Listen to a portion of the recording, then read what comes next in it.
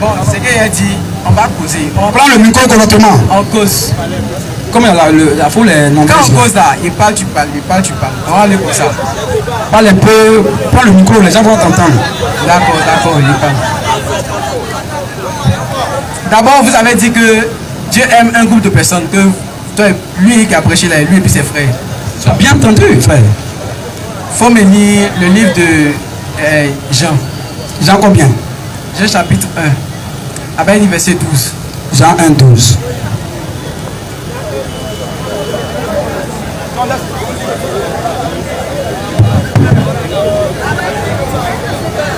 Jean 1, 12. Jean 1, 12. À tous ceux qui l'ont reçu. Mais à tous ceux qui l'ont reçu, à ceux qui croient en son nom, elle a donné le pouvoir de devenir enfant de Dieu, lesquels sont nés. Vraiment, il dit à tous ceux qui l'ont reçu, à ceux qui croient en son nom, il a donné le pouvoir de devenir enfant de Dieu. Donc, c'est vous seuls qui croyez au nom de Jésus alors. Si on est d'accord, hein? C'est vous seuls qui croient au nom de Jésus. Et puis on pose, on échange. Quand il pose question, tu me réponds. Pourquoi si tu me poses question, tu réponds? On pose, c'est vu? On cause. Si tu n'es pas posé, moi, il est parti. Comment toi tu viens poser à nous et tu veux me poser un président? C'est-à-dire que tu veux me dire comment je dois répondre? C'est normal ça? Pose ta question, je te réponds. Pourquoi tu veux m'imposer? Comment je vais répondre? Tu veux me canaliser? Je pose question, tu réponds. C'est quoi ça? Je suis ton enfant. Quand tu es venu là, je t'ai respecté, je t'ai dit. Envoyé ici. Ici là, on est venu pour un échange, que ce soit échange ou débat. Mais quand tu viens là, il y a deux choses. Soit tu veux comprendre quelque chose que tu ne comprends pas. Ah, il y a tel passage, je ne comprends pas. Ça, c'est la première chose. La deuxième chose, là, tu viens en contradiction. Soit on a dit quelque chose, tu n'es pas d'accord. Donc, quand tu n'es pas d'accord, ça, là, je ne suis pas d'accord. Voilà, ton frère a dit que c'est vous seulement, vous êtes sauvés. Tu as demandé à ce qu'on lise un verset, on a lu. Maintenant, là, tu dis que c'est faux. Maintenant, mon frère va te montrer dans la Bible. Et puis toi, maintenant, tu vas montrer que tous ceux qui parlent de Jésus, là, ils sont sauvés. J'ai parlé d'ordre. Ici, là, on n'est pas venu pour louer, crier, on s'en fout de ça. On est venu pour la vérité. Voilà. Gloire à Dieu, gloire à Dieu. J'ai demandé, il dit en cause. J'ai demandé si c'est vous seul seulement qui croient au nom de Jésus. Mais quand il me répond, il ne répond pas. Mon ami, tu as posé ta langue. La foule, elle ne peut pas parler, ils vont attendre ce que tu dis. Là, quand ils vont te répondre, ils vont suivre aussi. Gloire à Dieu. Ok, frère, on va lire Matthieu chapitre 7, verset 21. Matthieu 7, 21. Matthieu 7, 21. Non, de toute façon, on ne va pas lire un verset à deux. Ils vont se passer le micro.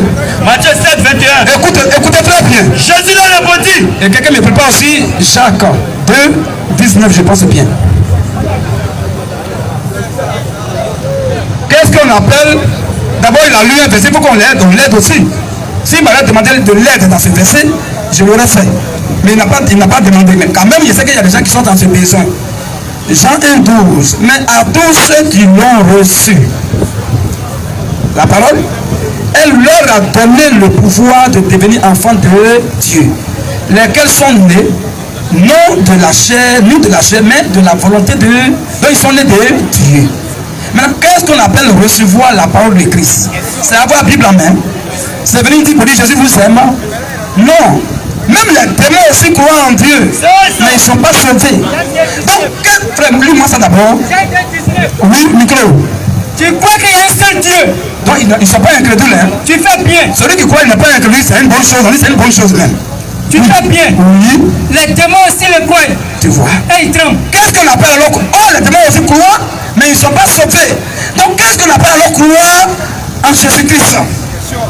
Jésus là, croire en lui, c'est croire en sa doctrine. Or, dans la doctrine, c'est plusieurs choses qui composent sa doctrine. Il y a le baptême dans sa doctrine. Il y a le lavage des pieds. Il y a la Sainte Seine. Il y a la Pâque du Seigneur. Il y a le fait même de chasser les démons. Il y a le parler en langue. Tout ça, même il y a le voile aussi dont on parle. Il y a affaire de ministère de la femme. C'est beaucoup. Il y a même Bible dedans. C'est tout ce qu'on appelle la droite. Jésus a dit ma doctrine. Ce n'est pas une seule chose. C'est l'ensemble de plusieurs éléments. Donc, croire en Jésus, recevoir Jésus-Christ là, c'est recevoir toute sa doctrine entière. Tu n'as pas dit que tu crois en Jésus et tu dis non que toi tu fais coup de baptême pour baptiser les gens. Bon, c'est en quel Jésus tu crois alors? Quel verset qui fait étalage de coup de baptême? Il n'y en a pas. Pourtant, il y a des gens qui croient en Jésus, hein. Ils sont dans une assemblée, mais ils baptisent les gens au nom du Père, du Fils et du Saint-Esprit. Quand bien même que ce baptême n'a jamais été appliqué dans la Bible, est-ce qu'ils sont sauvés comme ça? C'est quand Jésus t'a reçu. Il y a une assemblée où les gens sont sick, où même la moitié de l'église parle en langue. Tout le monde parle à la fois. Bon, Jésus dit, ça c'est une église de Satan. Alors, quand Jésus ont-ils reçu alors? Dans la Bible, il y a plusieurs Jésus. Tu vois? Il y a des gens qui sont là à l'école pastoral, c'est là-bas il est allé étudier, et puis il vient maintenant, il sort, c'est peut-être Dieu. Il a appelé au ministère. Dieu n'appelle pas au ministère dans une école. Dieu donne le ministère avant même ta naissance. Pourtant, il dit qu'ils ont reçu Jésus. Quand Jésus ont-ils reçu? Tu vois? Maintenant, Jésus dit que femme n'a pas prêché. Elle, la Bible, c'est écrit dedans, hein? Mais elle, la Bible, et puis elle va prêcher aussi. Qui l'a envoyé? Quand Jésus a-t-elle reçu? Mon frère, qu'est-ce qu'on appelle recevoir Jésus alors? Tu as lu problème, mais tu n'as pas compris. Recevoir Jésus, tu crois en toute sa doctrine, non? Tu dis, je crois en Jésus, mais je ne vais pas me faire baptiser. Tu crois en Jésus comme ça. Oh, lui, il dit, celui qui croira et qui sera. Mais tu crois, tu dis, il m'en fout du baptême. C'est quand je dis, à qui tu as cru? Tu vois un peu. C'est que tu ne crois pas. Voilà la vérité, mon frère. Alléluia. Maintenant, on va lui le faire. On va lui un verset là. Oui, frère. Oui, vas-y. Jean 7. Matthieu 7. 21. Oui. Vas-y, frère. Matthieu 7, verset 21. Écoute bien ici le verset. Ceux qui me disent, voilà. Ceux qui me disent, Seigneur. Donc, ils ne disent pas Jésus, hein. Seigneur. Ils ne peuvent pas Seigneur. N'entreront pas tous dans le royaume des cieux. Tu as compris? Oh, toi, tu voulais dire tout à l'heure que tous ceux qui ont reçu, et tu vas aller au ciel. Voilà. Je te dis, c'est faux, hein. Parce qu'il y a recevoir, puis il y a recevoir. Tous ceux qui disent Seigneur, là, ils ne vont pas tous aller au ciel. Vas-y, mais c'est la foule. Voilà. Mais il y a un groupe de personnes seulement qui fait la volonté de mon Père. Qui fait la volonté de mon Père là, qui est dans les cieux. C'est celui-là qui va aller au ciel, c'est pas tout le monde. Vas-y. Plusieurs me diront à ce jour-là. Plusieurs vont me dire à ce jour. Seigneur, n'avons-nous pas prophétisé par ton nom? Donc il y a les gens qui croient au nom de Jésus et ils vont prophétiser au nom de Jésus. N'avons-nous pas chassé des démons par ton nom? Ils ont même chassé les démons par le nom de Jésus. Et n'avons-nous pas fait beaucoup de miracles par ton nom? Ils ont fait même aussi.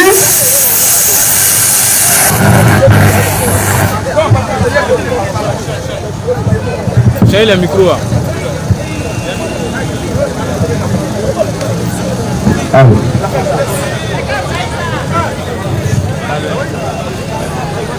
Ok. Bon, mon frère, il a pas dit que tu me suis pris.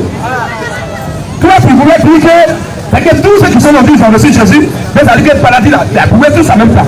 Pourtant, Jésus même dit, tous ceux qui disent le Seigneur, après répondre à la question, on va lui donner le micro. Ceux qui me disent Seigneur, oui, n'entre pas tous ces dans le royaume des cieux. Ça dit que ça là, c'est pas les mécréants, hein. Ils croient en Jésus et ils le prennent pour leur Seigneur. C'est ça. Vas-y un peu. Mais c'est là ceux qui font la volonté de mon Père. Et que tous ceux qui disent Seigneur là, c'est pas tous qui vont au ciel. Mais celui-là, c'est pas qu'il dit, mais la famille, c'est un groupe de personnes. Mais c'est là ceux qui font la volonté de mon Père qui est dans les cieux. Bon, d'abord, tout à l'heure, il a arrêté là. Il va lui demander, Jésus a dit, ceux qui vont aller au ciel là, c'est ceux uniquement qui font la volonté de son Père qui est dans les cieux. Si moi, je te demandais, tu as pris la main. Si tu te demandais quelle est la volonté de son Père là, est-ce que tu connais ça? Question. Alors, c'est ceux qui font ça qui vont aller au ciel. Oh, ceux qui ne connaissent pas, tu ne vas pas faire. Et moi d'abord connaître avant de faire ça. Là, il dit ceux qui vont aller au ciel là, c'est uniquement ce petit groupe là qui fait la volonté de son Père qui est dans les cieux. Alors, quelle est la volonté? Là, Jésus même a répondu à ça ailleurs. Quelle est la volonté de son Père qu'on doit faire pour aller au ciel? Même le nouveau frère. J'ai déjà répondu, j'ai dit que tous ceux qui parlent au nom de Jésus ne sont pas sauvés. Et on a lu le verset. Tous ceux qui me disent Seigneur, Seigneur, pour pas aller au ciel, même les témoins qui vont en Dieu, mais ils ne sont pas sauvés. J'ai déjà répondu il y a longtemps. Vas-y frère. D'abord, quelle est la volonté du Père de Jésus qu'on doit faire? C'est ça qui est plus important. Il nous dit c'est ce qu'on doit faire pour aller au ciel. Quelle est cette volonté en question? Si on veut parler de la volonté de Dieu d'abord, il faut savoir pourquoi Dieu a créé l'homme. Ça a écrit dans quel verset? C'est que tu dis là? On me lit Somme combien? Chapitre 3, verset 4. Somme 3, 4. 3, chapitre 3, verset 4. Si la base, soit c'est le chapitre 4, verset 33, les deux, ça me comprend. Voilà. C'est pas ça, il y a été précis. Somme 4, verset 3. Fils des hommes, c'est ça? Fils des hommes, juste Jusqu'à quand ma gloire sera-t-elle outragée? Jusqu'à quand aimerez-vous la vanité? Cherchez-vous le mensonge? Chercherez-vous? Oui, chercherez-vous le mensonge?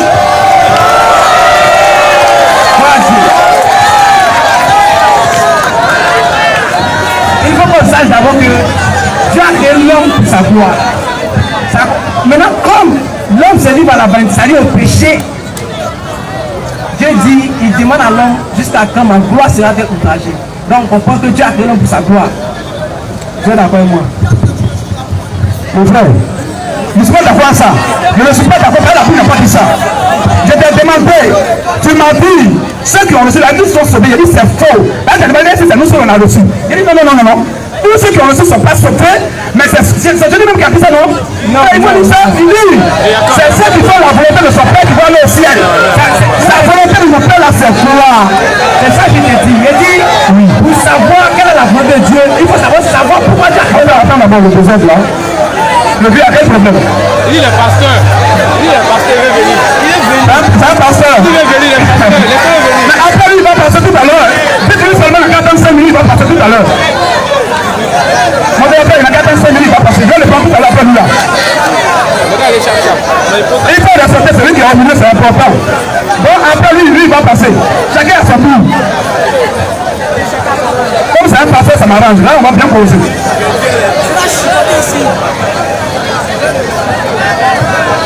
Alléluia! Mon frère! Voilà Dieu. Mon frère, écoute-moi très bien. Frère, lisez-moi Matthieu 7, 21 là. Ça a parlé avec reste tranquille. Tu as parlé, laisse-moi parler. Reste, il y a pas une question qui a contourné. Tu as le micro en main, le vieux venait, puis il dit attends. Avec le bruit. Matthieu 7, 21. Matthieu 7, 21. Oui. Ceux qui me disent Seigneur, Seigneur. Oh, toi qui es là, tu dis aussi Seigneur, Seigneur. Tu penses que tu crois en Jésus. Mais Jésus, moi je ne suis pas éloquent que Jésus. Toi tu n'es pas éloquent que Jésus. C'est lui-même qui va dire comment on va faire parler au ciel. Vas-y. N'entrons pas tous dans le royaume des cieux. Donc tous ceux qui ont pris la main, tous ceux qui disent croire en Jésus, c'est pas eux tous qui vont aller au ciel. Mais, oui. C'est la seule qui fait la volonté de mon Père. Voilà la réponse. Il dit, c'est celui-là seul qui va faire la volonté de son Père là, qui va aller au ciel. Maintenant, il te demandé, quelle est la volonté de son Père? Il n'a pas dit Dieu a créé l'homme pourquoi. Quelle est la volonté du Père de Jésus? Mais on sait que c'est l'homme qui doit faire la volonté de Jésus pour aller au ciel. Ou bien? C'est l'homme. Mais si l'homme doit faire, il faut d'abord connaître avant de faire, non? Si moi je ne te connais pas, est-ce que je peux venir chez toi? Il faut d'abord connaître la volonté au départ avant de la pratiquer. Donc, on va aller dans quelle est la volonté là? Donc on va aller dans le départ, l'Ancien Testament d'abord. C'est ça il dit. C'est là-bas il y a la volonté. Tu as nous tourner en public encore. Quelle est la volonté? Il faut un verset par Jésus a donné un verset où il a donné la réponse. Quand il a posé, c'est une question que Jésus a posée. C'est celui qui va faire la volonté de son Père qui va aller au ciel. Et le même Jésus donne la réponse de ce qu'on appelle la volonté de son Père quelque part. Mais là, nous tournons en public. Donne un verset qui dit que la volonté de mon Père, c'est quoi? C'est ça, c'est ça, c'est ça. Et tu peux voir, si tu ne connais pas, je vais te montrer. Quand tu parles là, tu donnes un verset, tu donnes autre verset. Laisse d'abord donner mon verset, il a parlé, il a donné autre verset. Tu as donné ton verset. Allez, on va essayer. Vas-y, donne ton verset. Pas un verset, même pas même verset pour la réponse à ma question. On va aller pas à pas. On ne se presse pas. On va aller pas à pas.